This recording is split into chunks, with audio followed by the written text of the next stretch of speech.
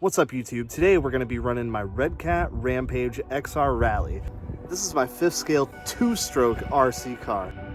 I did a video earlier this year where I took it on its maiden run, but in that video I mentioned that there were a couple upgrades I wanted to do. I've done them, and we're going to see how it's affected the performance of this thing. Check it out.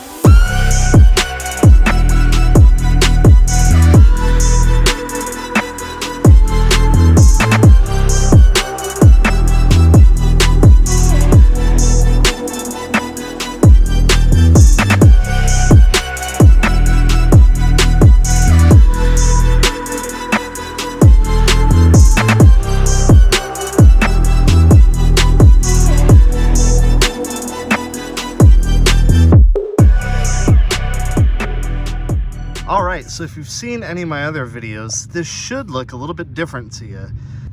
The first thing that I did was change the receiver to a Spectrum receiver. That way I can use my DX5 rugged transmitter with this thing.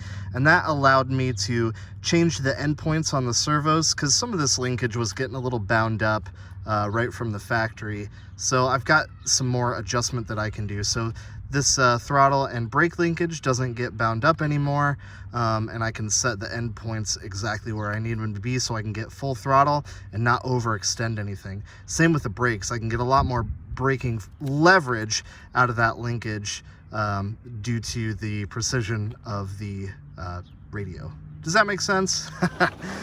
I also upgraded the throttle and brake servo. So this one is a all metal geared 20 kilogram servo, and I put an aluminum horn on there just to give it a little bit extra rigidity. The stock one had plastic gears and definitely wasn't rated that high.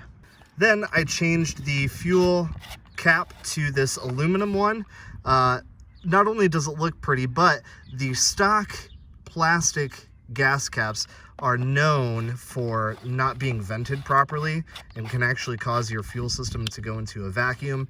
I've run this one a couple times now, haven't had any issues with it. So far, so good. And it looks cool. Speaking of looking cool, I fitted this air intake. I don't think that this is gonna give me any performance advantage, but I mean, look at it.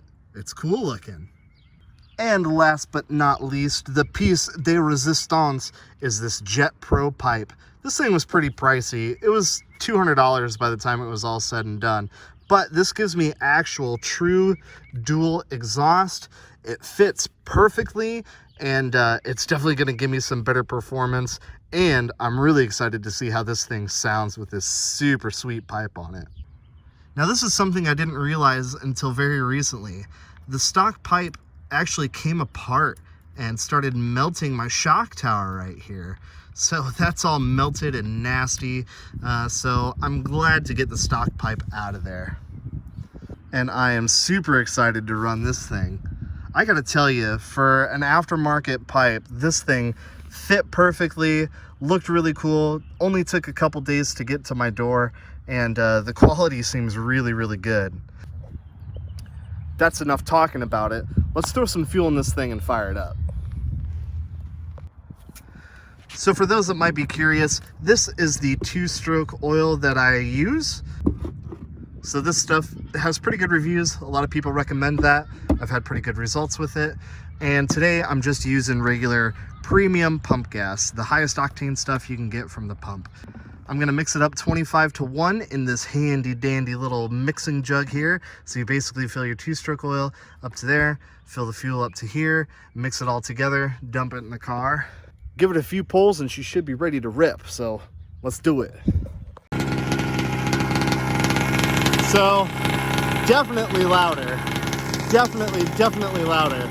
I'm gonna give it a couple little brabbies here and we'll see what goes up.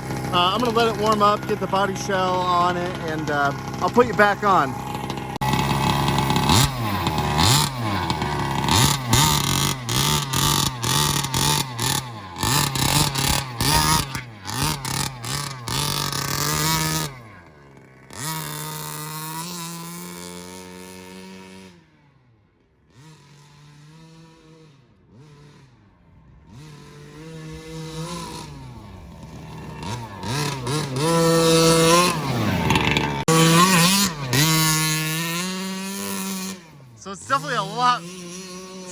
lot louder.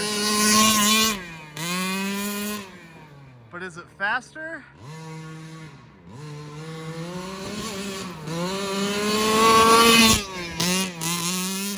I don't know.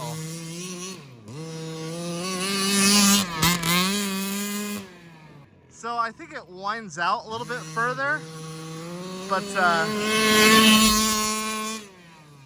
and it definitely feels like it's got more torque. So it has more power for sure. It winds out about the same. Maybe it winds out a little bit faster. But I think the biggest problem with this thing is just the gearing, you know.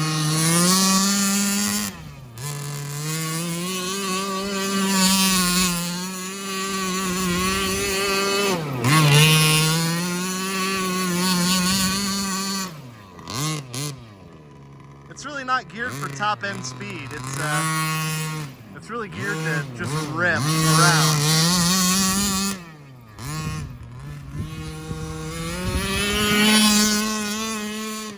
It is a lot of fun though. And it sounds so mean.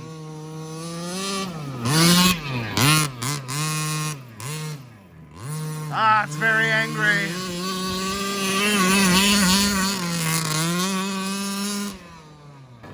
So I wanted to do a speed run, like before and after, but I don't have a great place to do it. The park where I normally go is closed right now due to world issues happening. So I'm just ripping it here in the backyard and hopefully not upsetting the neighbors too bad.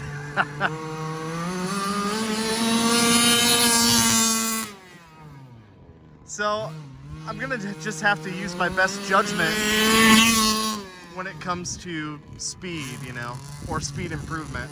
I'm gonna say before it was maybe 20 mile an hour, and that's over flat asphalt. This is doing,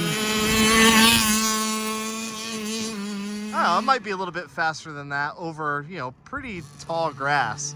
It's gonna be time to mow here pretty soon.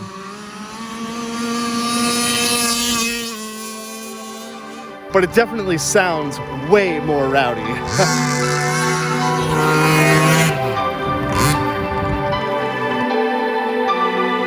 10 times 10, all my friends, we like Beamers, we like Benz. 10 times 10, all my friends, this for real, till the end. Numbers on my phone, they keep calling me.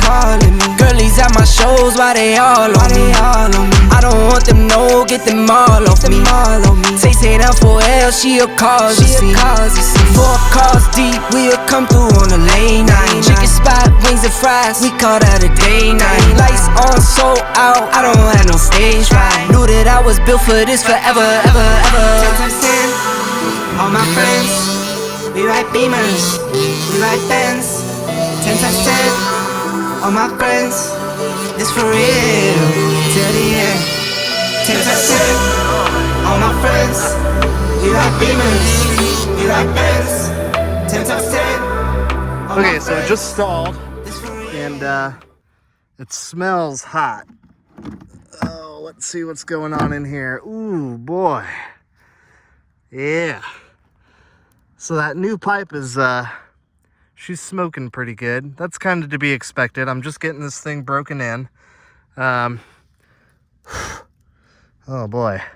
But the bolts don't look like they're backing out any, and that's good. And why did it stall? I think we might be out of fuel. We are bone dry in there.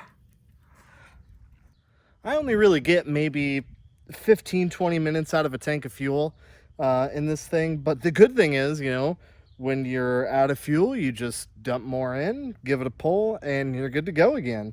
So, you know, as long as you got fuel, you can keep running. I'm gonna let this thing cool down a little bit. I'm gonna double check the bolts on the brand new exhaust because the instructions said to do that.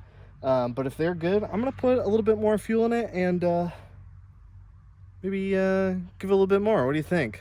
All right, let's do it. Let's do it. A few moments later. So I've got some serious camber issues there. What is going on? Oh no. All right, what do you think happened? Leave your guesses in the comment section below. Let's take this thing up to the workbench and take that wheel off and see if we can figure out what's going on with it. All right, so I got the wheel nut off and the wheel off, and it looks like I'm missing a screw that goes into the bottom of the knuckle there. Dang it. Ah, man. Well, unfortunately, that's a day under, guys. I'll have to check my spares and see if I've got another screw for that thing. I don't know. Anyways, that's going to do it for this video, guys. What do you think? She's a mess. But overall, absolute ripper. I dig it. This new pipe, wow, that sounds incredible. I'm not sure how much power it's adding. I can definitely tell that it's got more torque, which is what this thing had a lot of already. But as far as top end, I'm not noticing a huge difference. Like I said, you know, that's all going to come down to gearing. But now that we have some more power, maybe I can put some taller gears in there and really get this thing scooting pretty well. But, you know, I didn't want this thing to be super duper fast. I just wanted it to be a really scale-looking rally car that had lots of torque and could do fun little stunts. So it's doing that pretty well. But other than a screw coming out, I mean, that's really kind of to be expected with these things. These things vibrate like crazy, and you're gonna get some screws that back out. It's important to go over these things before and after you use them just to make sure that everything is still where you left it. That's just the nature of the hobby sometimes, guys. It's not always smooth sailing, but I think it's worth it.